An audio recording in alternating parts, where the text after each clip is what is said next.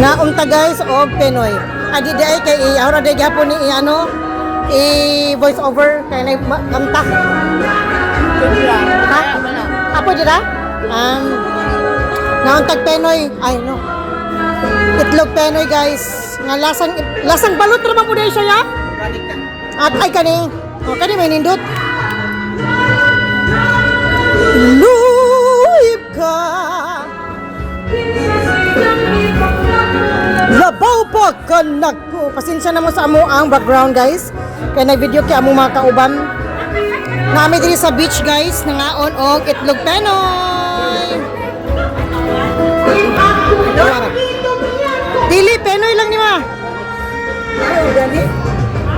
Balot na? Dili Pinoy lang, Pinoy. Hindi nakabalo mo yung guys. Gani. Hubog naman you guys. Pinoy gani. Pinoy gani. Ayun ba na mamurutulot? O murag balot. Lawi ang yapon.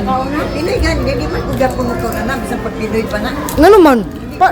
Nga mura naman itlog nga itlog. Ay, daraya.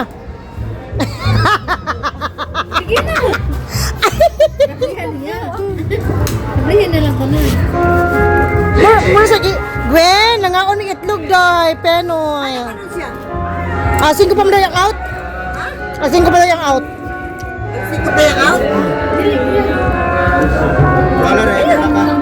Naman ito baka na.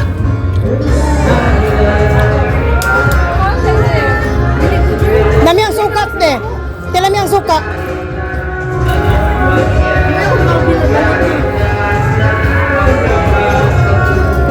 Nami ang suka, te. Itlog Pinoy na organic. Lasang ano man gyapon balot. Wala lang mga pakpak. Wala lang piso.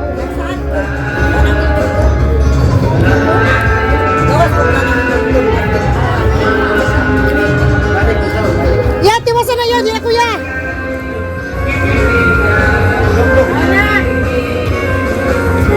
Dalisak, dalisak. Kami to blak.